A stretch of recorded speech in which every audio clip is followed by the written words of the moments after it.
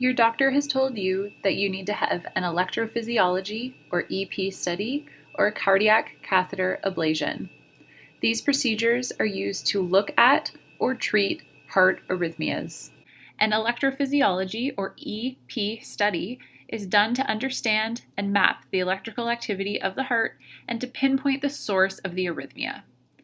The information from the study will provide important information to know what is causing the problem and to select the best possible treatment. A catheter ablation is done to fix the problem. This procedure is usually done when medications to control the arrhythmia do not work or when the medications cause too many side effects. Usually, the EP study and ablation are pre-planned and occur at the same time. The main benefit of catheter ablation is relief of symptoms. Once your procedure is booked, you will be contacted by a nurse who will go through all of the procedure information with you and will answer any questions that you have. Just before your procedure date, you will be contacted by another nurse. This will be an opportunity for you to ask any questions that have come up since the first time you heard about the procedure. This nurse will also talk to you about the medications that you should take or not take in the days leading up to your procedure and when you need to stop eating and drinking for the procedure. Usually this is the evening before, but it may depend on the time of day your procedure is booked for. It is important that you help us prepare for your procedure. The most important thing that you can do is come to the hospital prepared. This includes ensuring that all hair on your chest, groin, and back is removed. This is because we will put sticky pads in these areas, and if the hair is there, the pads will not stick, and the procedure won't go as well. Or the pads may stick very well, and the hair could be painfully ripped off after the procedure. Ensure that you are shaving all hair between your shoulders and mid-thighs on your front, and between your shoulders and the bottom of your shoulder blades on your back. When you come to the hospital, we will check to make sure all the hair is removed and can help you if there's no one to help you shave areas that you can't reach. Wear comfortable clothes, no jewelry, no nail polish, and do not bring any valuables with you to the hospital. Bring all of your pills with you in their bottles or in your bubble pack. Bring your Manitoba health card. Remember not to eat or drink anything according to the instructions you were given. This is usually after midnight the day before your procedure. If you do eat or drink, your procedure will likely be canceled. Directions to the Bergen Cardiac Care Center at St. Boniface Hospital. Enter through the south entrance of the hospital. Take the first elevator up to the second floor and follow the signs to the Bergen Cardiac Care Center area. It is located down a short hallway and will take you to the reception desk where you will sign in. If you get lost, please ask someone to direct you to the Bergen Cardiac Care area. A nurse will call you into the pre-procedure area where you will change into a gown. An intravenous or IV line will be put into your arm and the nurse will check your vital signs. You may be given fluid through the IV before and after the procedure if the doctor thinks it is needed. The heart doctor or electrophysiologist will see you that morning and review your paperwork. He or she will assess your groin, will explain the procedure and risks, and will ask you to sign a consent form. You will also meet the nurses who will help with the procedure before you go into the procedure room. You will be taken by stretcher to the procedure room. The room has many computer screens and lots of equipment. The room is kept cold, but you will be given a blanket to help keep you warm. You will be settled on a table and hooked up to a heart monitor. You will have sterile towels placed over your body to keep you safe from infection. Your groin will be cleaned with a cleaning solution, and local freezing will be used where the doctor is putting in the tubes. It is most common for you to be awake during the procedure.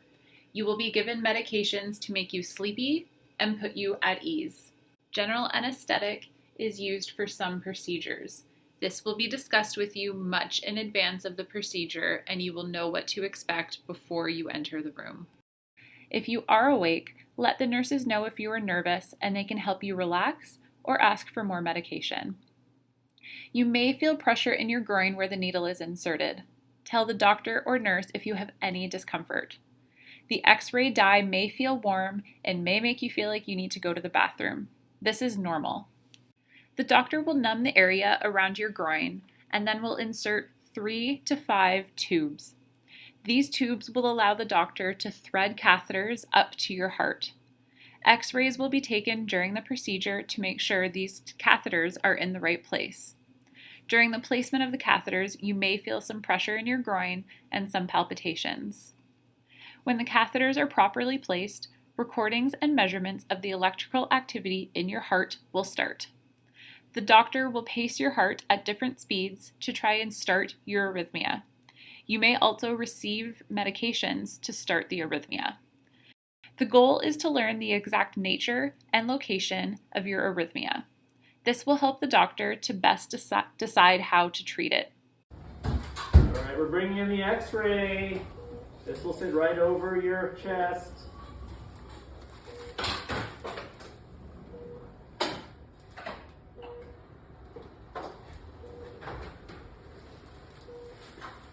Whenever we hit the X-ray, the lights are going to go off. All right, we're going to start the X-ray.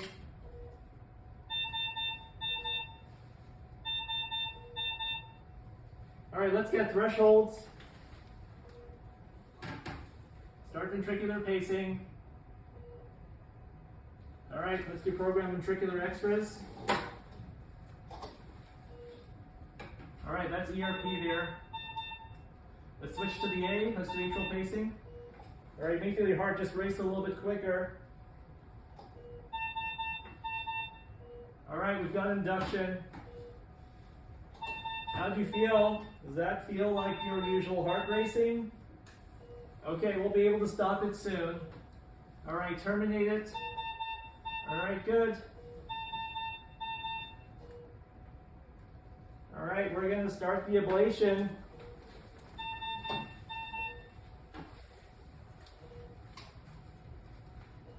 An EP study on its own can take up to 45 minutes.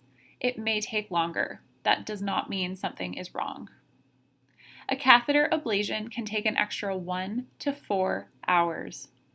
Just because the procedure takes longer does not mean something is wrong.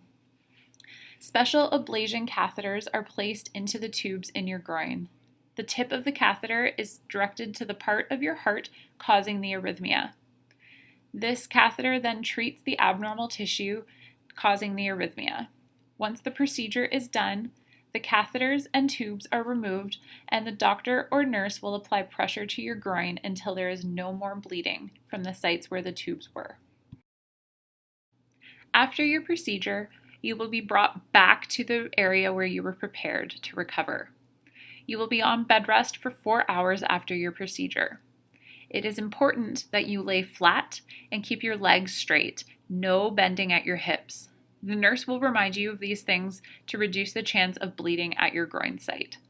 Someone will help you stand for the first time you get up. The nurse will give you a snack when the sedation has worn off. If you've had general anesthesia, you will go to the post-anesthesia recovery room. You won't return to the room that you were in previously. No matter where you are recovering, inform your nurse right away if you notice any swelling or bleeding in your groin, any back discomfort, chest discomfort, or any difficulty breathing. There may be bruising at your groin site or some discoloration. A certain amount of bruising, stiffness, soreness, or even some numbness from where the doctor put in the special medication at your groin is expected. A small bruise or lump is normal and will likely go away on its own. Do not massage it or rub it. You are more likely to have bruising if you were on a blood thinner before your procedure. Most people go home on the same day as their procedure. If you need to stay overnight, this will be discussed with you much in advance of the procedure. It is important to remember that you will not be allowed to drive within 24 hours of your procedure because of the sedation that you've had. You will have to have someone drive you home and care for you. If you are having a complex ablation, like a pulmonary vein isolation or a VT ablation, it is suggested that you stay in the city the night of your procedure. This will be discussed with you much in advance to allow you to make these arrangements. Before you leave the hospital, the staff will go over the next steps with you. A responsible adult must be available to meet you at the hospital, drive you to your home, and stay with you for at least 24 hours after you leave the hospital. Sedation is the medication that was given to you to help you relax and to manage the pain during your procedure. You are considered impaired for the next 24 hours. Do not make important decisions or sign legal documents, go to work or do business, consume alcohol, take recreational drugs, anti-anxiety or sleeping pills, travel alone by public transit, for example, taking the bus alone, or take responsibility for the care or supervision of another person, like a baby or someone in poor health. To take care of the puncture site, any bandages can be removed in 24 hours. You may shower after taking the bandage off. Showers are advised until your groin is healed. Do not take a bath, swim, or go in a hot tub for 7 days. The groin site should not bleed, but sometimes this does happen. If bleeding occurs, lie down right away and try to relax. Either you or someone else should press down where the bleeding is happening with your hand for 5 to 10 minutes. If possible, use a clean cloth. If the bleeding has stopped, you should stay laying down for 1 hour. Acetaminophen, also known as Tylenol, may be needed for discomfort at your groin site. After an ablation procedure, some patients notice a burning discomfort in their chest that can increase with a deep breath. This can last for a couple of days and is due to irritation of the lining of the heart by the ablation catheter.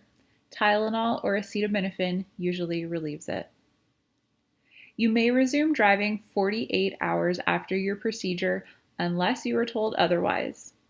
If you are traveling for long periods, stretch your legs for 10 minutes after each hour. If you drive a commercial vehicle, please contact your doctor for direction. You may resume air travel 48 hours after your procedure. You should avoid lifting heavy objects greater than or equal to 10 pounds for 1 week to allow your groin to heal. This includes grocery bags, children, and exercise weights. You should avoid kneeling or crouching for 72 hours or 3 days. You should avoid stair climbing for 24 hours. If necessary, example to go to the bathroom or your bedroom, climb the stairs slowly. Avoid sitting for long periods of time. Avoid exercise except walking for the first 2 days. If tolerated, walking at a leisurely pace is fine. Generally, exercise can start 1 to 2 weeks after your procedure. You may resume sexual activity after 48 hours. Please talk to your doctor about when you should return to work. Sedentary work can usually be resumed in 2 to 3 days. Strenuous or stressful work may require 5 to 7 days off. This is a general guideline, and your doctor will make the final decision with you. Your recovery should be uneventful. However, if any of the following happen, please go to your local nursing station, emergency department, or nearest health center. Any bleeding from the groin that does not stop after 10 minutes. If this happens, call 911 or your local emergency number and keep firm pressure on the site that is bleeding until help arrives. If your groin site becomes hot and swollen, or if you notice any discharge, any severe back pain or swelling at your groin sites, your lower abdomen, or in your back. A painful, cold, discolored, swollen, or numb leg on the same side as your groin was punctured, or any fever, unusual tiredness, chest pain, discomfort, or sudden shortness of breath. If you have had a pulmonary vein ablation, seek medical help immediately if you have any of the following symptoms. If you received a wallet card, bring that and show it to the medical staff. Signs of a stroke, you can think FAST, F for facial drooping, A for arm weakness, S for speech difficulties, T for time. Call emergency services immediately, either 911 or your local emergency line. Any severe chest pain, trouble swallowing, a fever higher than 38 degrees centigrade, cough, bloody sputum, or heartburn. The doctor doing your procedure will talk to you about any follow-up appointments needed. The follow-up appointments needed depend on the doctor and the type of procedure that you are having. We wish you all the best with your EP procedure or catheter ablation. Please reach out to your doctor or nurse with any further questions that you have.